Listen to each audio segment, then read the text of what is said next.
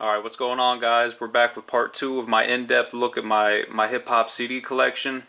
We left off last time with MF Doom running into the Monster Island Czars, so we'll be picking back up on that, running into some LPs, starting our Def Jux run. First album on the list, Kwite Def, aka Kamakarus.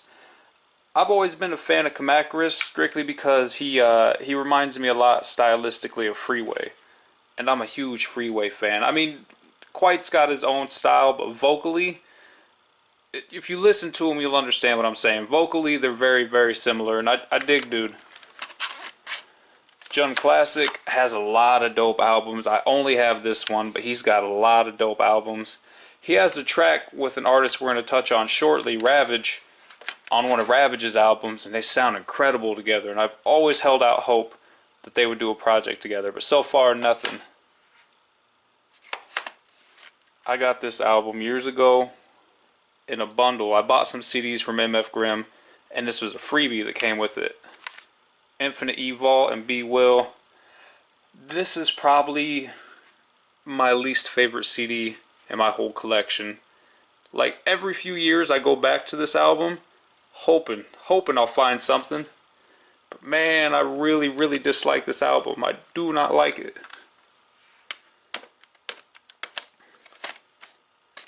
Ravage the Mechagodzilla. I'm a huge fan of this dude. Back in the day, this is a remix he did of Jay-Z's American Gangster. Very dope remix. Back in the day when I was still an aspiring rapper, I hit dude up and we chopped it up and we hit it off, you know what I mean? He was a real genuine dude. And we ended up making some music together, and just off the love, you know, like such a cool dude. So I've made it a point since then. I support everything he does. This one especially, instrumental album, fucking incredible. This is a really good instrumental album. Let's see. This was the follow-up to that. It's the second one. This album was a concept record that he did under the name Ryu Black, which I believe, no, I think he goes by Adam now. Signed there. Incredible album, incredible concept, a lot of fun. I got a shout out in the booklet for this one. So if you have this CD, you open up the booklet, you'll see vocab in there. Let me see, an R&B album produced by Rav. Some more random M.I.C affiliates. This is actually a really solid album too for how low key it is. Let's just tackle some of this stuff on top real quick too. This album is from like an underground supergroup. Vortal Mega's in it, Akira's in it, Kong, Billy Woods, man, Spiga. There's a lot of people on this album. It's just raw, East Coast, dirty, underground. It's good. It's good if you're into that. MF Grimm. I love MF Grimm. That's a compilation of a lot of his earlier recordings. He's also got some really dope interviews kind of sprinkled in between the songs to narrate it and give him some context. It's a lot of really dope. There's some of the mastering's not the best, but I mean a lot of these are early recordings. This album though, front to back, top to bottom, this is a flawless album. This is a masterpiece. The story behind this album is that MF Grimm was locked up on, I believe, drug charges. He was looking at life, I believe life in prison. And he got out on bail for like 3 days. And he knocked this album out. Might have been 1 day. He recorded everything on this super quick though. Metal Face Doom's got a lot of production on there. But it's perfect, man. It's just a perfect album. Perfect, I'm telling you, front to back. Special Herbs and Spices, which I alluded to in the first video. This is just Grimm going over a bunch of Doom special herb beats. I think he might have been the first one to do it. And he also, you know, it's kind of his right to do it. That was his thing. It's not a great album. some of Grimm's rapping on there is he's kind of coasting a little bit, but I really enjoy hearing him over doom beats. Here, we're gonna move this out of the way for now, just so we can get in there. Jet Jag. There's some really good songs on this one. I think J-Zone has some production on it. There's also a lot of songs on here that I don't like. This was one of the harder Grimm CDs for me to find. I got, yeah, this is a reissue. I had to get a reissue. The original, man, I couldn't track it down. Solid album, not great. It's one of Grimm's weaker albums, especially from that early part of his career. I believe, and I could be wrong, Grimm was the first solo artist to release a triple disc album. And the interesting thing about this is I had 2 copies of this. I don't remember how I ended up with 2 copies. I got rid of the first one. But if you open it up, you'll see, you know, where it says on the CD, American Hunger, Breakfast. I believe it's, you know, Lunch and Last Supper. The original first pressings of this album did not have any of the writing on it. And all the discs are exactly the same, or very similar at least. So when I had my original copy with none of the writing on it, you had no fucking clue what disc was what. That being said, it's a good album, especially considering it's 60 tracks. Grimm's rapping and flowing is not as sharp as it was early in his career, but he made the most of what he was given on this.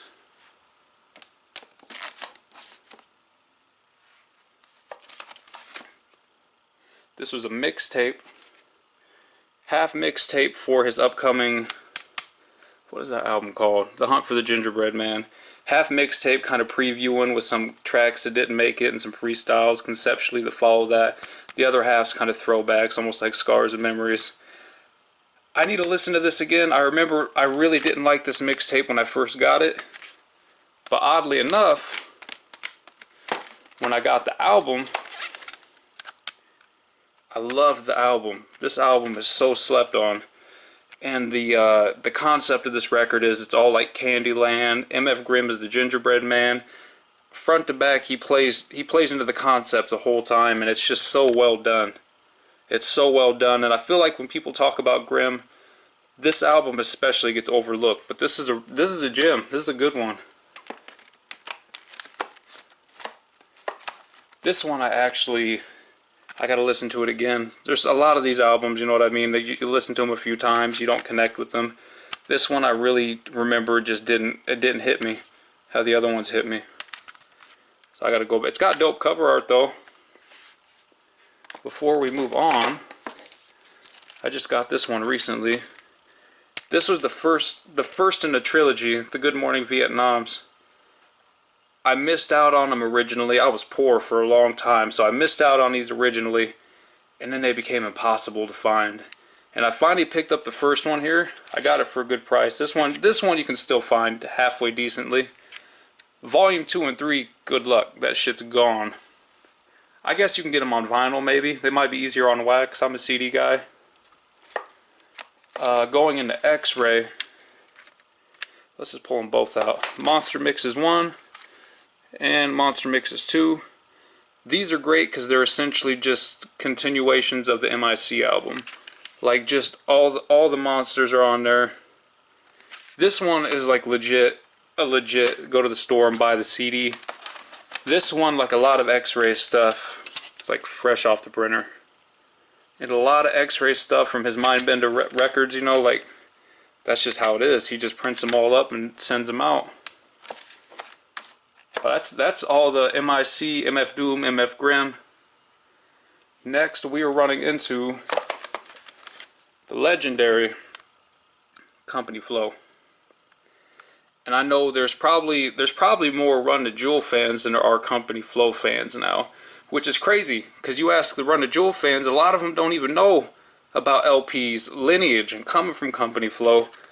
But it all started with this album, which was originally an EP and then kind of morphed into this album. But I mean, people that know their history, they know this is This is a landmark album. It's incredible.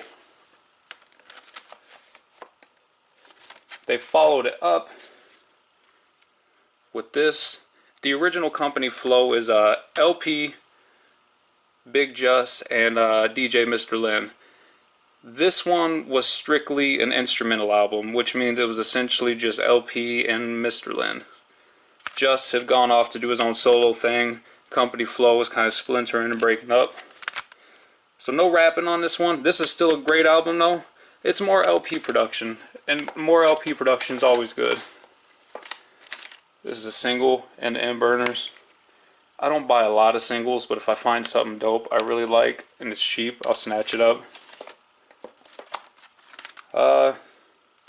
Big Jus. There's a Big Jus solo album. I like Jus a lot. I like him a lot. He's I think he might even be more dense lyrically than LP. Like, I gotta be in the right mood for Big Jus, cause like he pours it on thick, man. Speaking of underappreciated company flow projects, Mr. Lin put out an incredible album. And let me see, Murs, Jean Grey, Q Unique. Oh man, he's got a track on here somewhere with Jean Grey, and it's a storytelling. I think it's The Hurt. I think it might be The Hurt. I could be mistaken. He's got a track with Jean Grey though where she's telling the story, and it's an incredible track. This is a great companion piece to the original Company Flow album, Mr. Lin, Tribute to Company Flow. It basically traces like their whole career starting back to the very first recording. It's got where's it at? Linda Tripp, who was it, Soul he was dissing on that? One of the greatest diss tracks ever. LP absolutely killed him on that track. Might be my favorite album artwork of all time. That's LP's solo debut, Fantastic Damage. Classic album. I don't know that I hold it in as high as regards as a lot of people do. I think I'll Sleep When You're Dead, which we'll be touching on in a little bit, is better. But this was a good one. And then it has a companion piece, which is that right there. Instrumentals, remixes, lyrics, and videos. I love LP. I love having his instrumentals. So this was fun to have. I'm kind of disappointed there's no like dope album artwork on there though. The slipcase is nice, but if you don't have the slipcase, let me see. That's probably my favorite LP solo right there. I think that's probably by far his best record. I'll Sleep When You're Dead. And he followed that up with, we'll get to it, Cancer for Cure, which I wasn't a huge fan of. This is an instrumental album. It's kind of like his jazz, like a slash half jazz, half hip hop instrumental. That's a really solid one. If you're looking for more LP, I would highly recommend that. This was the first in a trilogy of releases of LPs We're All Going to Burn in Hell Mega Mix series. I have the first one here. Basically this is just like stuff that got left off albums, remixes, random instrumentals. A lot of interesting stuff. That's what the first two were, at least. And this is the first one. The second one's fucking harder hell to find. The third one was commercially released, and it was actually just a full-blown original instrumental album.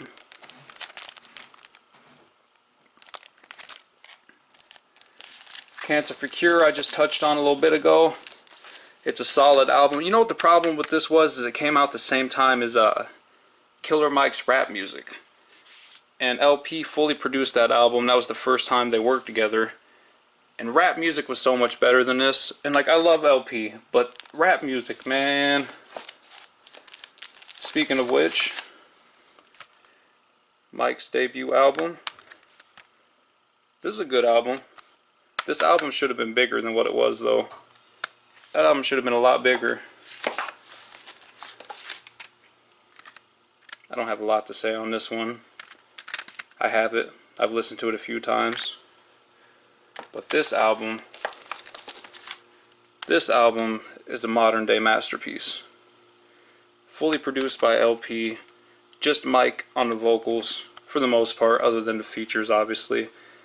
This, it's as good as any album that's ever been released in hip hop history, I believe. I don't have all the Run the Jewels albums. How crazy is that? I don't know what that's all about. I kind of pick things up when I run across them. But I like the Run the Jewels stuff. I'm not huge on Run the Jewels. I think L's solo stuff and M.I.C's solo stuff are a little bit better than what they have together.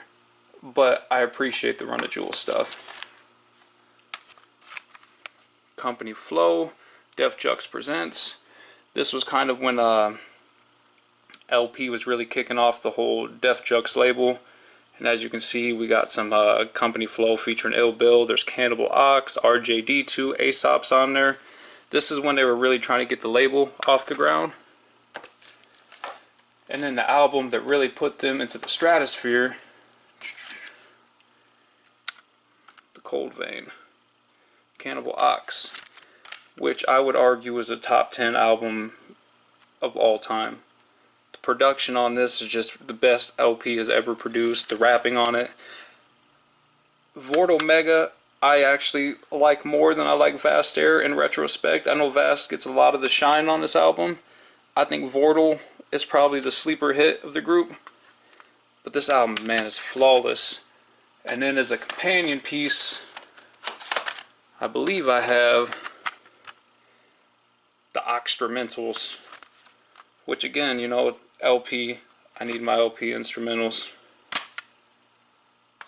Alright guys, that wraps up the second shelf. I think next time we're going to take it over here. We'll be going into the rest of the Def Jux stuff. A lot of Aesop Rock, Mr. Lift, we're going to run into Cage, Dizzy Rascal. There's going to be a lot of really interesting things in there. So hopefully you guys are enjoying this, and next time we'll get into it.